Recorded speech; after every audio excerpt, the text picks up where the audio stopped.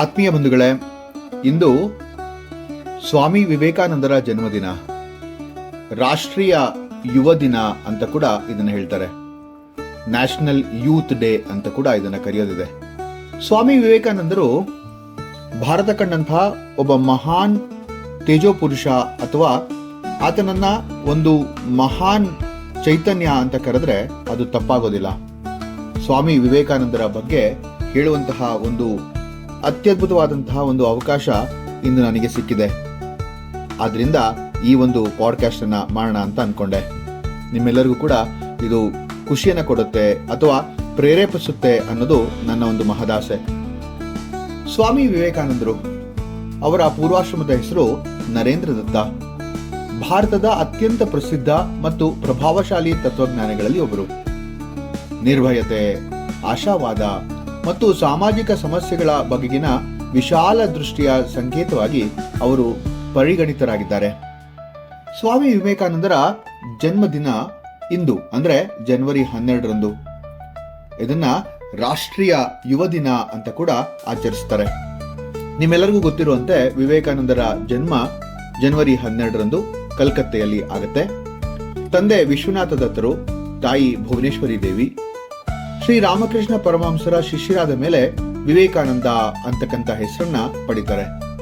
ಕೋಲ್ಕತ್ತೆಯ Scottish church ಕಾಲೇಜಿನಲ್ಲಿ ತತ್ವಶಾಸ್ತ್ರ ಅಧ್ಯಯನವನ್ನು ಕೂಡ ಮಾಡ್ತಾರೆ.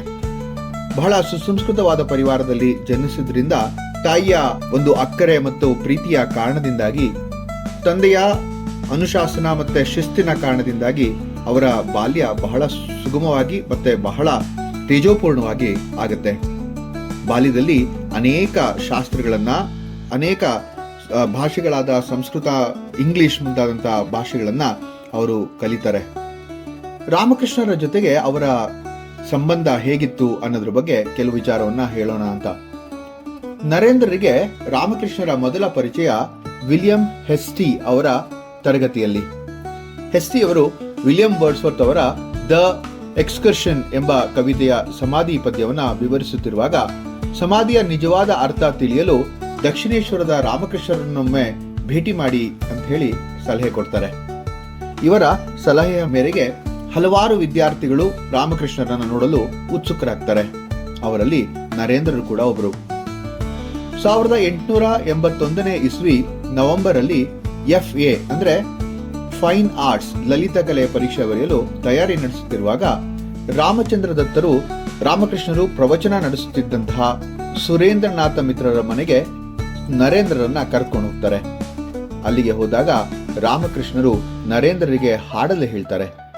ಅವರ ಗಾಯನ ಪ್ರತಿಭೆಯನ್ನ ಮೆಚ್ಚಿ ರಾಮಕೃಷ್ಣರು ನರೇಂದ್ರರನ್ನ ದಕ್ಷಿಣೇಶ್ವರಕ್ಕೆ ಬರಲು ಆಹ್ವಾನ ಕೊಡ್ತಾರೆ. ಆದರೆ ನರೇಂದ್ರರು ಅದರ ಬಗ್ಗೆ ಬಹಳ ಉತ್ಸಾಹ ತೋರಿಸಿರೋಲ್ಲ.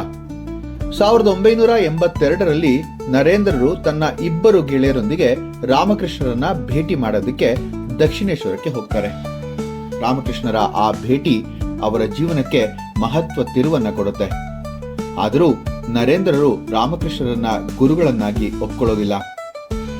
ರಾಮಕೃಷ್ಣರ ಆಲೋಚನೆಗಳನ್ನ ಒಪ್ಪಿಕೊಳ್ಳಲಾಗದಿದ್ರೂ ಕೂಡ ಅವರ ಮಗುವಿನಂತಹ ವ್ಯಕ್ತಿತ್ವ ಅವರನ್ನ ಪದೇ ಪದೇ ದಕ್ಷಿಣೇಶ್ವರಕ್ಕೆ ಭೇಟಿ ನೀಡಲು ಪ್ರೇರೇಪಿಸುತ್ತೆ. ಮೊದಲಿಗೆ ರಾಮಕೃಷ್ಣರ ಭಾವಪರವಶತೆಯ ಮತ್ತು ದೂರದೃಷ್ಟಿಯನ್ನ ಕೇವಲ ಕಾಲ್ಪನಿಕ ಭ್ರಮೆ ಅಂತಾನೆ ಭಾವಿಸಿದಂತಹ ನರೇಂದ್ರರು 1984ನೇ ಇಸ್ವಿಯಲ್ಲಿ ಅನಿರೀಕ್ಷಿತವಾಗಿ ನರೇಂದ್ರರ ತಂದೆ ಇಹಲೋಕವನ್ನ ತ್ಯಜಿಸಿದಾದ ಮೇಲೆ ಅವರಿಗೆ ಆ ರಾಮಕೃಷ್ಣರ ಒಂದು ತೇಜಸ್ಸು ಅರ್ಥವಾಗ್ತಾ ಹೋಗುತ್ತೆ. ಅವರ ಮರಣ ನಂತರ ಅಂದ್ರೆ ನರೇಂದ್ರರ ತಂದೆಯ ಮರಣ ನಂತರ ಕುಟುಂಬ ದಿವಾಳಿ ಆಗುತ್ತೆ. ಸಾಲಗಾರರ ಬಾಧೆ ಶುರು ಆಗುತ್ತೆ. ಅವರ ಕುಟುಂಬದವರನ್ನ ಪೂರ್ವಜರ ಮನೆಯಿಂದ ಹೊರ ಹಾಕಲಾಗುತ್ತೆ. ಆಗ ನರೇಂದ್ರರು ಕೆಲಸ ಹುಡುಕುವಲ್ಲಿ ವಿಫಲರಾದಾಗ ದೇವರ ಅಸ್ತಿತ್ವದ ಬಗೆಗೆ ಸಂದೇಹ ಪಡ್ತಾರೆ. ಆದರೆ ರಾಮಕೃಷ್ಣರ ಸಾನ್ನಿಧ್ಯ ಅವರಿಗೆ ಸಾಂತ್ವನ ನೀಡುತ್ತೆ. ಒಂದು ದಿನ ನರೇಂದ್ರರು ಅವರ ಕುಟುಂಬದ ಅಭ್ಯುದಯಕ್ಕೋಸ್ಕರ ಕಾಳಿದೇವಿಯನ್ನ ಪ್ರಾರ್ಥಿಸುವಂತೆ ರಾಮಕೃಷ್ಣರನ್ನ ಕೇಳ್ಕೊಳ್ತಾರೆ. ಅದಕ್ಕೆ ರಾಮಕೃಷ್ಣರು, ನೀನೊಬ್ಬನೇ ದೇವಸ್ಥಾನಕ್ಕೆ ಹೋಗಿ ಭಕ್ತಿಯಿಂದ ಪ್ರಾರ್ಥಿಸಿ ಬಾ ಅಂತ ಹೇಳ್ತಾರೆ. ಅವರ ಸಲಹೆಯಂತೆ 2-3 ಸಲ ದೇವಸ್ಥಾನಕ್ಕೆ ಹೋದ್ರೂ ಕೂಡ ಏನು ಪ್ರಯೋಜನ ಅಂತ ಅನ್ಸಲ್ಲ. ಆದರೆ ಅವರಿಗೆ ಯಾವುದೇ ರೀತಿಯಂತಹ ಅಲೌಕಿಕ ಅವಶ್ಯಕತೆಗಳನ್ನ ಪೂರೈಸಲು ದೇವಸ್ಥಾನಕ್ಕೆ ಹೋಗಿ ಪ್ರಾರ್ಥಿಸುವಲ್ಲಿ ನರೇಂದ್ರರು ವಿಫಲರಾಗ್ತಾರೆ. ಆದರೆ ಪ್ರತಿ ಬಾರಿಯೂ ಮುಕ್ತಿಗಾಗಿ ಕೇಳಲಷ್ಟೇ ಶಕ್ತರಾಗ್ತಾರೆ. ಕೊನೆಗೆ ಅವರು ಸರ್ವಸಂಗ ಪರಿತ್ಯಾಗ ಮಾಡಿ ರಾಮಕೃಷ್ಣರನ್ನ ಗುರುಗಳನ್ನಾಗಿ ಸ್ವೀಕಾರ ಮಾಡ್ತಾರೆ. 1985ರಲ್ಲಿ ರಾಮಕೃಷ್ಣರು ಕೋಲ್ಕತ್ತಾದ ಕೊಸ್ಸಿಪುರದಲ್ಲಿ ಇರುವ ಅವರ ತೋಟದ ಮನೆಯಲ್ಲಿ ಗಂಟಲಿನ ಹುಣ್ಣಿನಿಂದ ಬಳಲ್ತಾ ಇರ್ತಾರೆ. ನರೇಂದ್ರರು ತಮ್ಮ ಆಧ್ಯಾತ್ಮಿಕ ವಿದ್ಯಾಭ್ಯಾಸವನ್ನ ಮುಂದುವರಿಸಿಕೊಳ್ತಾ ಹೋಗ್ತಾ ಇರ್ತಾರೆ. ಅವರು ಕೊಸ್ಸಿಪುರದಲ್ಲಿ ನಿರ್ವಿಕಲ್ಪ ಸಮಾಧಿಯನ್ನ ಅನುಭವಿಸಿದ ನಂತರ ನರೇಂದ್ರರು ಮತ್ತೆ ರಾಮಕೃಷ್ಣರ ಇತರ ಶಿಷ್ಯರು ಗುರುಗಳ ಆದೇಶದಂತೆ ನಿಲುವಂಗಿ ಮತ್ತೆ ಕಾವಿ ತೊಟ್ಕೊಳ್ತಾರೆ. ಜನಸೇವೆಯೇ ಜನಾರ್ದನನ ಸೇವೆ ಅಂತ ಹೇಳಿ ಶಪಥವನ್ನು ಕೂಡ ಮಾಡ್ತಾರೆ. ರಾಮಕೃಷ್ಣರು ನರೇಂದ್ರರನ್ನ ತಮ್ಮ ಶಿಷ್ಯ ವೃಂದದ ನಾಯಕರನ್ನಾಗಿ ನೇಮಿಸ್ತಾರೆ. ರಾಮಕೃಷ್ಣರು 1886 ಆಗಸ್ಟ್ 16ರಂದು ನಿಧನ ಹೊಂದುತ್ತಾರೆ. ರಾಮಕೃಷ್ಣರ ಮರಣಾನಂತರ ಅವರ ಮಠಕ್ಕೆ ಬರುವ ಆದಾಯವೂ ಕೂಡ ಕಡಿಮೆ ಆಗುತ್ತೆ. ಇದರಿಂದ ಅವರು ಬೇರೆ ಜಾಗವನ್ನ ಹುಡುಕೋಬೇಕಾಗತ್ತೆ. ಬಾರಾನಗರದಲ್ಲಿ ನರೇಂದ್ರರು ಒಂದು ಶಿಥಿಲವಾದ ಮನೆಯನ್ನ ಖರೀದಿಸಿ ಆ ಮನೆಯನ್ನು ಮಠವನ್ನಾಗಿ ಪರಿವರ್ತಿಸಲು ಆಲೋಚಿಸುತ್ತಾರೆ. ಆ ಮನೆಯ ಬಾಡಿಗೆಯನ್ನ ಭಿಕ್ಷಾಟನೆಯ ಮೂಲಕ ತುಂಬುತ್ತಾ ಇರ್ತಾರೆ. ಈ ಮನೆಯೇ ರಾಮಕೃಷ್ಣರ ಮಠದ ಮೊದಲ ಶಾಖೆಯಾಗುತ್ತೆ. ಅಲ್ಲಿ ನರೇಂದ್ರ ಮತ್ತು ಅವರ ಶಿಷ್ಯರು ಹೆಚ್ಚಿನ ಸಮಯವನ್ನ ಧ್ಯಾನ ಮತ್ತು ಧಾರ್ಮಿಕ ವಿಷಯಗಳನ್ನ ಅಭ್ಯಾಸ ಮಾಡುವಲ್ಲಿ ಮತ್ತು ಹೆಚ್ಚು ಸಮಯವನ್ನ ಆಧ್ಯಾತ್ಮಿಕತೆಯಲ್ಲಿ ಕಳೀತಾ ಇರ್ತಾರೆ. ಮುಂದಿನ ಆ ದಿನಗಳನ್ನು ನೆನೆಸ್ಕೊಳ್ತಾ ಪ್ರತಿದಿನ ಬೆಳಗ್ಗೆ 3ರಿಂದ ರಾತ್ರಿವರೆಗೂ ನಾವು ಧ್ಯಾನದಲ್ಲಿ ಕಳೀತಿದ್ವಿ ಅಂತ ಹೇಳಿ, ಜಗತ್ತಿನ ಪರಿವೆಯೇ ಇಲ್ಲದೆ ನಾವು ನಮ್ಮ ಸಾಧನಾ ಪ್ರಪಂಚದಲ್ಲಿ ಮುಳುಗಿರ್ತಿದ್ವಿ ಅಂತ ಹೇಳಿ ಸ್ವತಃ ನರೇಂದ್ರರೇ ಹೇಳ್ತಾರೆ. ಅಂದ್ರೆ ಸ್ವತಃ ವಿವೇಕಾನಂದರೇ ಹೇಳ್ತಾರೆ. 1881ನೇ ಇಸ್ವಿಯಲ್ಲಿ ನರೇಂದ್ರರು ವೈಷ್ಣವ ಚರಣ ಭಾಸ್ಕರರವರ ಜೊತೆ ಬಂಗಾಳಿ ಭಾಷೆಯ ಕವಿತೆಗಳನ್ನೊಳಗೊಂಡ ಸಂಗೀತ ಕಲ್ಪತರು ಎಂಬ ಪುಸ್ತಕವನ್ನ ಸಂಗ್ರಹಿಸ್ತಾರೆ. ಆದರೆ ಹಲವು ಸಮಸ್ಯೆಗಳಿಂದ ಅದನ್ನ ಪ್ರಕಟಿಸಲಾಗಲ್ಲ. 1988ರಲ್ಲಿ ನರೇಂದ್ರರು ಭಾರತ ಪರ್ಯಟನೆಗೆ ಹೊರಡ್ತಾರೆ. ಅವರು ಪರ್ಯಟನೆಗೆ ಹೊರಟಾಗ ಅವರ ಜೊತೆಗೆ ಕಮಂಡಲ, ದಂಡ, ಅವರಿಗೆ ಪ್ರಿಯವಾದಂತಹ ಭಗವದ್ಗೀತೆ ಹಾಗೂ ದ ಇಮಿಟೇಷನ್ ಆಫ್ ಕ್ರೈಸ್ಟ್ ಎಂಬೆರಡು ಪುಸ್ತಕಗಳನ್ನ ತಮ್ಮ ಜೊತೆ ಒಯ್ತಾ ಇರ್ತಾರೆ. ನರೇಂದ್ರರು ಸತತವಾಗಿ 5 ವರ್ಷಗಳ ಕಾಲ ಭಾರತವನ್ನ ಸಂಚರಿಸ್ತಾರೆ. 1888ರಲ್ಲಿ ಗೌತಮ ಬುದ್ಧ ಮತ್ತು ಆದಿಶಂಕರಾಚಾರ್ಯರು ಧರ್ಮ ಪ್ರಚಾರ ಮಾಡಿದ ವಾರಣಾಸಿಗೆ ಅಂದ್ರೆ ಕಾಶಿಗೆ ಬರ್ತಾರೆ. ಅಲ್ಲಿ ಅವರು ಬಂಗಾಳಿ ಬರಹಗಾರ ಭೂದೇವ ಮುಖ್ಯೋಪಾಧ್ಯಾಯ ಮತ್ತು ಹಿಂದೂ ಸಂತ ತ್ರೈಲಂಗರನ್ನ ಭೇಟಿ ಮಾಡ್ತಾರೆ. ಭೂದೇವ ಮುಖ್ಯೋಪಾಧ್ಯಾಯರು ಇಂತಹ ದೂರದೃಷ್ಟ ಮತ್ತು ವಿಚಾರವಾದವನ್ನ ಇಷ್ಟು ಕಿರಿಯ ಪ್ರಾಯದಲ್ಲಿ ಪಡೆದುಕೊಂಡ ನೀನು ಮುಂದೊಂದು ದಿನ ದೊಡ್ಡ ವ್ಯಕ್ತಿ ಆಗ್ತೀಯಾ ಅಂತ ಪ್ರಶಂಸೆ ಮಾಡ್ತಾರೆ. ನಂತರ ಸಂಸ್ಕೃತ ಮತ್ತು ವೈದಿಕ ವಿದ್ವಾಂಸರಾದ ಬಾಬು ಪರಮದಾಸ್ ಮಿತ್ರ ಅವರನ್ನ ಭೇಟಿ ಮಾಡ್ತಾರೆ. ಅನಂತರ ಅವರು ಅಯೋಧ್ಯೆ, ಲಕ್ನೌ, ವೃಂದಾವನ ಮತ್ತು ಋಷಿಕೇಶಕ್ಕೆ ಭೇಟಿ ನೀಡ್ತಾರೆ. ಕೇವಲ ರಾಮಕೃಷ್ಣ ಪರಮಹಂಸರ ಶಿಷ್ಯರಾಗದೆ ತಮ್ಮದೇ ಶೈಲಿಯಲ್ಲಿ ದೊಡ್ಡ ಚಿಂತಕರಾಗಿ ವಿವೇಕಾನಂದರು ಹೆಸರು ಪಡೆದಿದ್ದಾರೆ.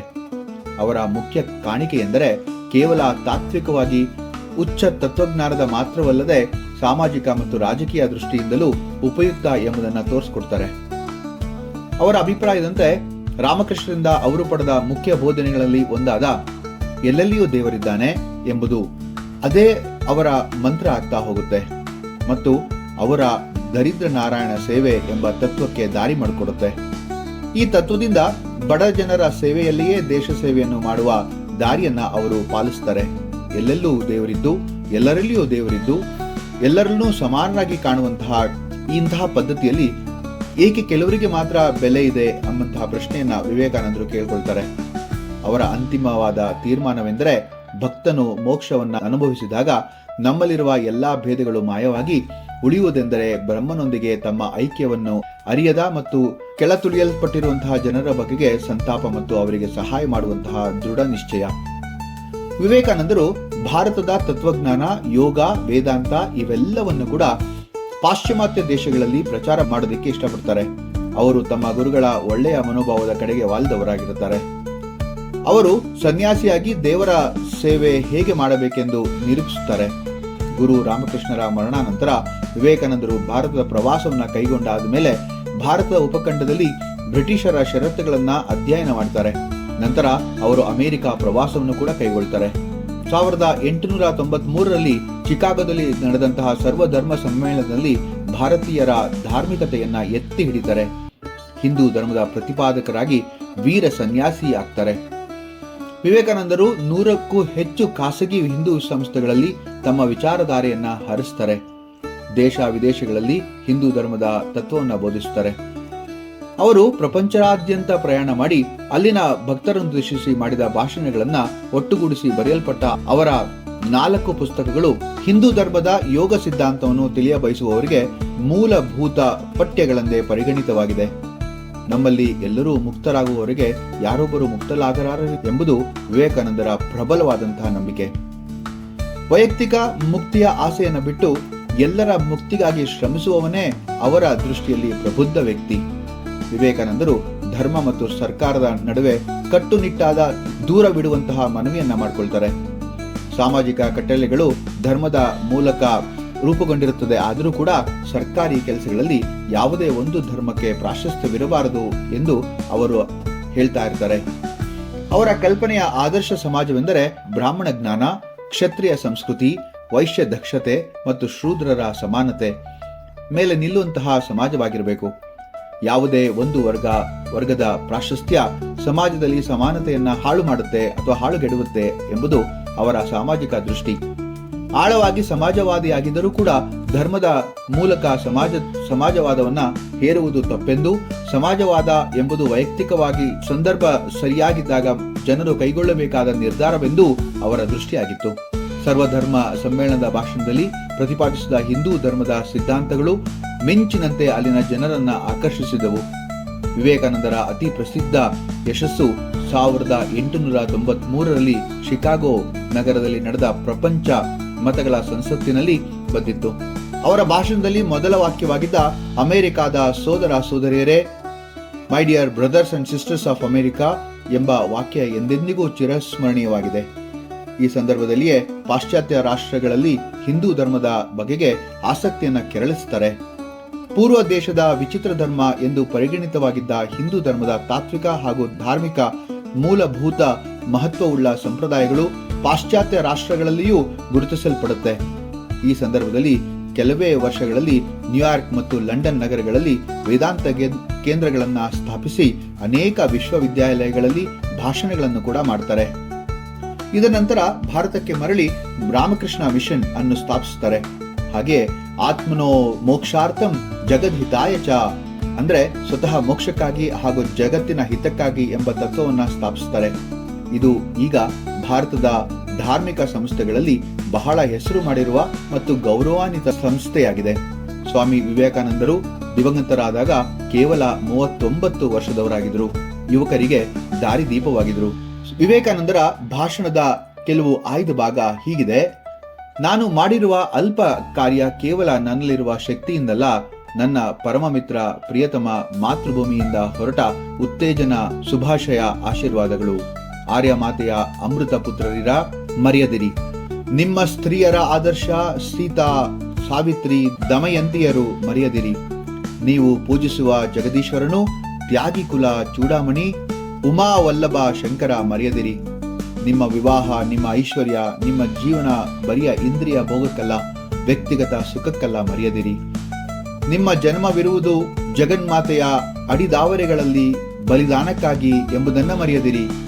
ನಿಮ್ಮ ಸಾಮಾಜಿಕ ರಚನೆ ಅನಂತ ವಿಶ್ವವ್ಯಾಪಿ ಜಗಜ್ಜನನಿಯ ಕಾಂತಿಯನ್ನ ಪ್ರತಿಬಿಂಬಿಸಿರುವುದಕ್ಕಾಗಿ ಎಂಬುದನ್ನು ಮರೆಯದಿರಿ. ಅಂತ್ಯಜರು, ಮೂಢರು, ದರಿದ್ರರು, ನಿರಕ್ಷರ ಕುಕ್ಷಿಗಳು, ಚಾಂಡಾಲರು ಮತ್ತು ಚಮ್ಮಾರರು ಎಲ್ಲರೂ ಕೂಡ ರಕ್ತ ಬಂಧುಗಳಾದ ಸಹೋದರರು ಎಂಬುದನ್ನು ಮರೆಯದಿರಿ. ವೀರಾತ್ಮರೇ, ಧೀರರಾಗಿ ನೆಚ್ಚುಗೆಡದಿರಿ. ಭಾರತೀಯರು ನಾವು ಎಂದು ಹೆಮ್ಮೆಯನ್ನ ತಾಳಿ ಸಾರಿ ಹೇಳಿ. ಭಾರತೀಯರು ನಾವು, ಭಾರತೀಯರೆಲ್ಲರೂ ನಮ್ಮ ಸಹೋದರರು. ಸಾರಿ ಹೇಳಿ, ಬ್ರಾಹ್ಮಣ ಭಾರತೀಯರಮ್ಮ ಸಹೋದರರು, ಪಂಚಮ ಭಾರತೀಯರಮ್ಮ ಸಹೋದರರು. ನೀವು ಒಂದು ಚಿಂದಿ ಬಟ್ಟೆಯನ್ನು ಸೊಂಟಕ್ಕೆ ಕಟ್ಟಿಕೊಂಡಿದ್ದರೂ ಕೂಡ ಅಭಿಮಾನ ಪೂರ್ವಕವಾಗಿ ದಿಕ್ ತಟಗಳಲ್ಲಿ ಅನುಕರಣೀಯರಾಗಿರುವಂತೆ ತಾರಸ್ವರದಿಂದ ಸಾರಿ ಹೇಳಿ, ಭಾರತೀಯರು ನಮ್ಮ ಸಹೋದರರು, ಭಾರತೀಯರು ನಮ್ಮ ಪ್ರಾಣ, ಭಾರತೀಯ ದೇವತೆಗಳೆಲ್ಲವೂ ಕೂಡ ನಮ್ಮ ದೇವರು, ಭಾರತೀಯ ಸಮಾಜ ನಮ್ಮ ಬಾಲ್ಯದ ತೊಟ್ಟಿಲು, ತಾರುಣ್ಯದ ನಂದನವನ, ವೃದ್ಧಾಪ್ಯದ ವಾರಣಾಸಿ. ಸಹೋದರರೇ, ಹೀಗೆ ಸಾರಿ. ಭಾರತ ಭೂಮಿಯೇ ನಮ್ಮ ಪರಂಧಾಮ, ಭಾರತದ ಶುಭವೇ ನಮ್ಮ ಶುಭ. ಹಗಲು ರಾತ್ರಿಯೂ ಇದು ನಿಮ್ಮ ಪ್ರಾರ್ಥನೆಯಾಗಿರಲಿ. ಹೇ ಗೌರಿನಾಥ, ಹೇ ಜಗನ್ಮಾತೆ, ಪೌರುಷವನ್ನ ಯಮಗೆ ದಯಪಾಲಿಸು.